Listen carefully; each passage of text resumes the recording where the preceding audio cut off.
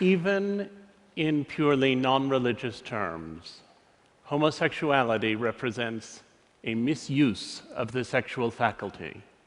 It is a pathetic little second-rate substitute for reality, a pitiable flight from life.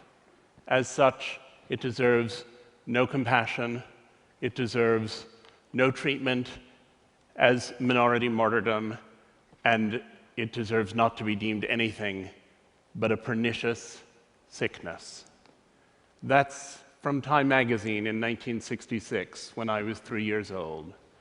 And last year, the President of the United States came out in favor of gay marriage.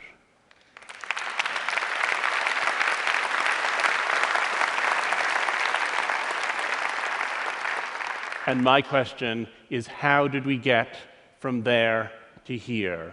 How did an illness become an identity? When I was perhaps 6 years old, I went to a shoe store with my mother and my brother, and at the end of buying our shoes, the salesman said to us that we could each have a balloon to take home. My brother wanted a red balloon, and I wanted a pink balloon. My mother said that she thought I'd really rather have a blue balloon, but I said that I definitely wanted the pink one, and she reminded me that my favorite color was blue. The fact that my favorite color now is blue, but I'm still gay, is evidence of both my mother's influence and its limits.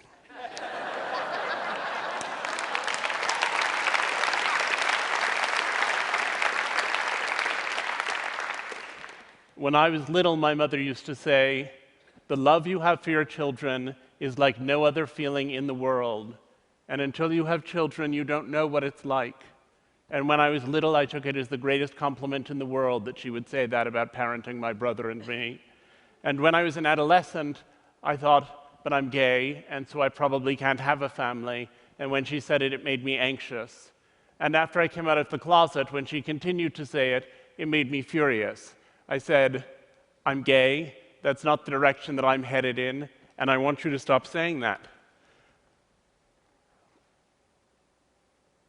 About 20 years ago, I was asked by my editors at the New York Times Magazine to write a piece about deaf culture.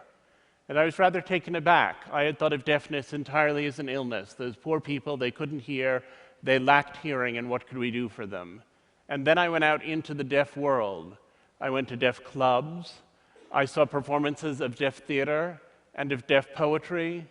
I even went to the Miss Deaf America contest in Nashville, Tennessee, where people complained about that slurry Southern signing. And as I plunged deeper and deeper into the deaf world, I became convinced that deafness was a culture, and that the people in the deaf world who said we don't lack hearing, we have membership in a culture, were saying something that was viable.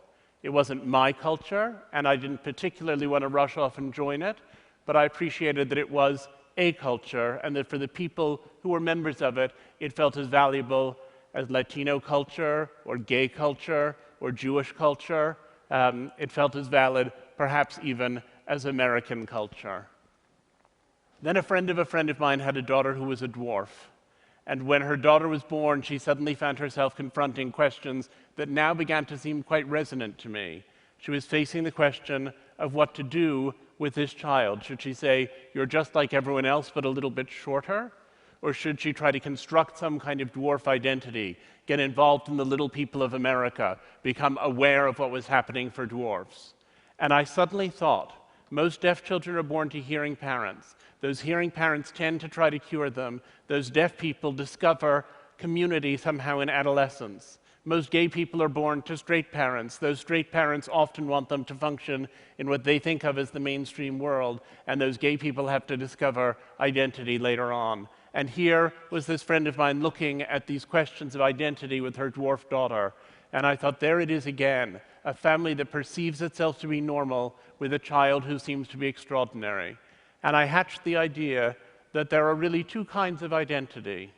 There are vertical identities which are passed down generationally from parent to child. Those are things like ethnicity. frequently nationality, language, often religion. Those are things you have in common with your parents and with your children.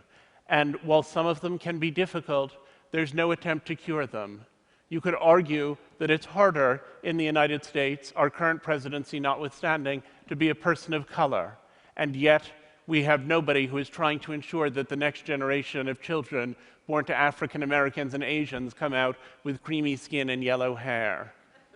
There are these other identities which you have to learn from a peer group, and I call them horizontal identities because the peer group is the horizontal experience. These are identities that are alien to your parents and that you have to discover when you get to see them in peers. And those identities, those horizontal identities, people have almost always tried to cure. And I wanted to look at what the process is through which people who have those identities come to a good relationship with them.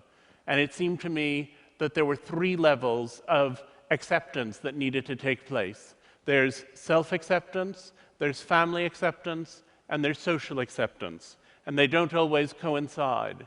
And a lot of the time, people who have these conditions are very angry because they feel as though their parents don't love them, when what actually has happened is that their parents don't accept them. Love is something that ideally is there unconditionally throughout the relationship between a parent and a child. But acceptance is something that takes time. It always takes time. One of the dwarfs I got to know was a guy named Clinton Brown. When he was born, he was diagnosed with diastrophic dwarfism, a very disabling condition. And his parents were told that he would never walk, he would never talk, he would have no intellectual capacity, and he would probably not even recognize them. And it was suggested to them that they leave him at the hospital so that he could die there quietly. And his mother said she wasn't going to do it, and she took her son home, and even though she didn't have a lot of educational or financial advantages, she found the best doctor in the country for dealing with diastrophic dwarfism, and she got Clinton enrolled with him, and in the course of his childhood, he had 30 major surgical procedures. And he spent all this time stuck in the hospital while he was having those procedures, as a result of which he now can walk. And while he was there, they sent tutors around to help him with his schoolwork, and he worked very hard because there was nothing else to do. And he ended up achieving at a level that had never before been contemplated by any member of his family. He was the first one in his family, in fact, to go to college, where he lived on campus and drove a specially fitted car that accommodated his unusual body. And his mother told me the story of coming home one day, and he went to college nearby, and she said, and I saw that car, which you can always recognize, in the parking lot of a bar, she said. And I thought to myself, they're 6 feet tall, he's 3 feet tall, 2 beers for them is 4 beers for him. She said, I knew I couldn't go in there and interrupt him, but I went home and I left him 8 messages on his cell phone. She said, and then I thought, if someone had said to me when he was born that my future worry would be that he'd go drinking and driving with his college buddies,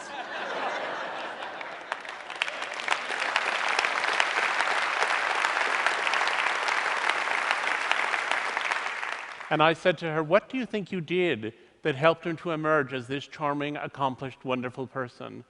And she said, what did I do? I loved him, that's all. Clinton just always had that light in him, and his father and I were lucky enough to be the first to see it there. I'm going to quote from another magazine of the 60s. This one is from 1968, the Atlantic Monthly, Voice of Liberal America, written by an important bioethicist. He said, there is no reason to feel guilty about putting a Down syndrome child away, whether it is put away in the sense of hidden in a sanitarium or in a more responsible, lethal sense. It is sad, yes, dreadful, but it carries no guilt. True guilt arises only from an offense against a person, and a Downs is not a person. There's been a lot of ink given to the enormous progress that we've made in the treatment of gay people. The fact that our attitude has changed is in the headlines every day. But we forget how we used to see people who had other differences, how we used to see people who were disabled, how inhuman we held people to be. And the change that's been accomplished there, which is almost equally radical, is one that we pay not very much attention to. One of the families I interviewed, Tom and Karen Robards, were taken aback when, as young and successful New Yorkers, their first child was diagnosed with Down syndrome. They thought the educational opportunities for him were not what they should be, and so they decided they would build a little center, 2 classrooms that they started with a few other parents to educate kids with DS. And over the years, that center grew into something called the Cook Center, where there are now thousands upon thousands of children with intellectual disabilities who are being taught. In the time since that Atlantic Monthly story ran, the life expectancy for people with Down syndrome has tripled. The experience of Down syndrome people includes those who are actors, those who are writers, some who are able to live fully independently in adulthood. The Robards had a lot to do with that, and I said, do you regret it? Do you wish your child didn't have Down syndrome? Do you wish you'd never heard of it? And interestingly, his father said, well, for David, our son, I regret it, because for David, it's a difficult way to be in the world, and I'd like to give David an easier life. But I think if we lost everyone with Down syndrome, it would be a catastrophic loss. And Karen Robards said to me, I'm with Tom. For David, I would cure it in an instant to give him an easier life. But speaking for myself, well, I would never have believed 23 years ago when he was born that I could come to such a point. Speaking for myself, it's made me so much better and so much kinder and so much more purposeful in my whole life that speaking for myself, I wouldn't give it up for anything in the world. We live at a point when social acceptance for these and many other conditions is on the up and up. And yet we also live at the moment when our ability to eliminate those conditions has reached a height we never imagined before. Most deaf infants born in the United States now will receive cochlear implants, which are put into the brain and connected to a receiver, and which allow them to acquire a facsimile of hearing and to use oral speech. A compound that has been tested in mice, BMN 111, is useful in preventing the action of the achondroplasia gene. Achondroplasia is the most common form of dwarfism, and mice who have been given that substance and who have the achondroplasia gene grow to full size. Testing in humans is around the corner. There are blood tests which are making progress that would pick up Down syndrome more clearly and earlier in pregnancies than ever before, making it easier and easier for people to eliminate those pregnancies or to terminate them. And so we have both social progress and medical progress. And I believe in both of them. I believe the social progress is fantastic and meaningful and wonderful, and I think the same thing about the medical progress. But I think it's a tragedy when one of them doesn't see the others. And when I see the way they're intersecting in conditions like the 3 I've just described, I sometimes think it's like those moments in grand opera when the hero realizes he loves the heroine at the exact moment that she lies expiring on a divan. We have to think about how we feel about cures altogether. And a lot of the time, the question of parenthood is, what do we validate in our children and what do we cure in them? Jim Sinclair, a prominent autism activist, said, when parents say, I wish my child did not have autism, what they're really saying is, I wish the child I have did not exist, and I had a different, non-autistic child instead. Read that again. This is what we hear when you mourn over our existence. This is what we hear when you pray for a cure, that your fondest wish for us is that someday we will cease to be, and strangers you can love will move in behind our faces. It's a very extreme point of view, but it points to the reality that people engage with the life they have, and they don't want to be cured, or changed, or eliminated. They want to be whoever it is that they've come to be. One of the families I interviewed for this project was the family of Dylan Klebold, who was one of the perpetrators of the Columbine massacre. It took a long time to persuade them to talk to me, and once they agreed, they were so full of their story that they couldn't stop telling it. And the first weekend I spent with them, the first of many, I recorded more than 20 hours of conversation.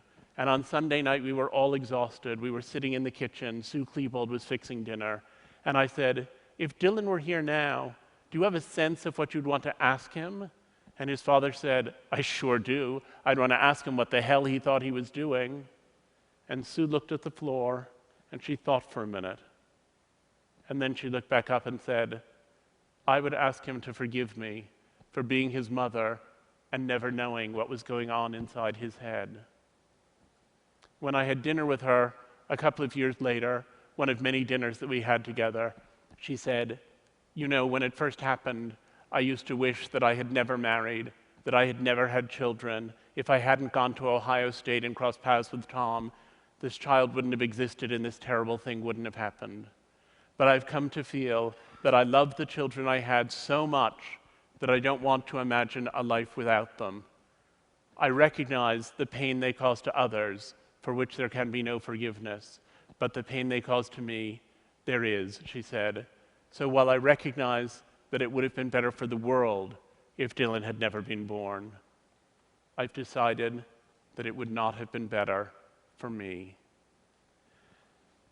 I thought it was surprising how all of these families had all of these children with all of these problems that they mostly would have done anything to avoid, and that they had all found so much meaning in that experience of parenting. And then I thought, all of us who have children love the children we have with their flaws. If some glorious angel suddenly descended through my living room ceiling and offered to take away the children I have and give me other, better children, more polite, funnier, nicer, smarter, I would cling to the children I have and pray away that atrocious spectacle. And ultimately, I feel that in the same way that we test flame-retardant pajamas in an inferno to ensure they won't catch fire when our child reaches across the stove, so these stories of families negotiating these extreme differences reflect on the universal experience of parenting, which is always that sometimes you look at your child and you think, where did you come from?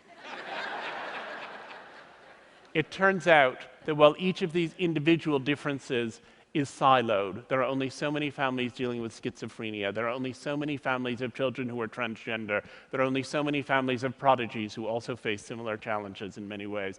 There are only so many families in each of those categories. But if you start to think that the experience of negotiating difference within your family is what people are addressing, then you discover that it's a nearly universal phenomenon. Ironically, it turns out that it's our differences and our negotiation of difference that unite us. I decided to have children while I was working on this project, and many people were astonished and said, but how can you decide to have children in the midst of studying everything that can go wrong? And I said, I'm not studying everything that can go wrong. What I'm studying is how much love there can be even when everything appears to be going wrong. I thought a lot about the mother of one disabled child I had seen, severely disabled child who died through caregiver neglect. And when his ashes were interred, his mother said, I pray here for forgiveness for having been twice robbed, once of the child I wanted, and once of the son I loved. And I figured it was possible then for anyone to love any child if they had the effective will to do so. So my husband is the biological father of 2 children with some lesbian friends in Minneapolis. I had a close friend from college who'd gone through a divorce and wanted to have children, and so she and I have a daughter, and mother and daughter live in Texas.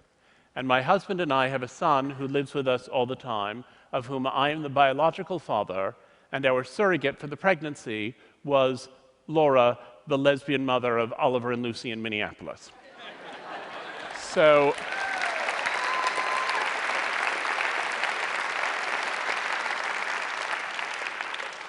the shorthand is 5 parents of 4 children in 3 states. And there are people who think that the existence of my family somehow undermines or weakens or damages their family. And there are people who think that families like mine shouldn't be allowed to exist. And I don't accept subtractive models of love, only additive ones. And I believe that in the same way that we need species diversity to ensure that the planet can go on, so we need this diversity of affection and diversity of family in order to strengthen the ecosphere of kindness. The day after our son was born, the pediatrician came into the hospital room and said she was concerned. He wasn't extending his legs appropriately. She said that might mean that he had brain damage. Insofar as he was extending them, he was doing so asymmetrically, which he thought could mean that there was a tumor of some kind in action.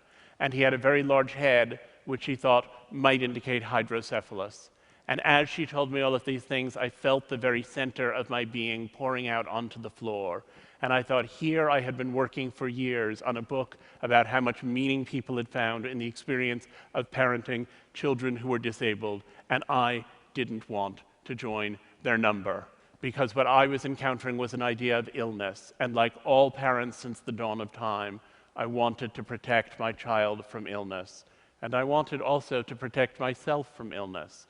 And yet I knew from the work I had done that if he had any of the things we were about to start testing for, that those would ultimately be his identity, and if they were his identity, they would become my identity, that illness was going to take a very different shape as it unfolded. We took him to the MRI machine, we took him to the CAT scanner, we took this day-old child and gave him over for an arterial blood draw. We felt helpless, and at the end of 5 hours, they said that his brain was completely clear and that he was by then extending his legs correctly. And when I asked the pediatrician what had been going on, she said she thought in the morning he had probably had a cramp. But I thought how my mother was right. I thought the love you have for your children is unlike any other feeling in the world. And until you have children, you don't know what it feels like. I think children had ensnared me the moment I connected fatherhood with loss. But I'm not sure I would have noticed that if I hadn't been so in the thick of this research project of mine. I had encountered so much strange love, and I fell very naturally into its bewitching patterns. And I saw how splendor can illuminate even the most abject vulnerabilities. During these 10 years, I had witnessed and learned the terrifying joy of unbearable responsibility, and I had come to see how it conquers everything else. And while I had sometimes thought the parents I was interviewing were fools, enslaving themselves to a lifetime's journey with their thankless children and trying to breed identity out of misery, I realized that day that my research had built me a plank and that I was ready to join them on their ship. Thank you.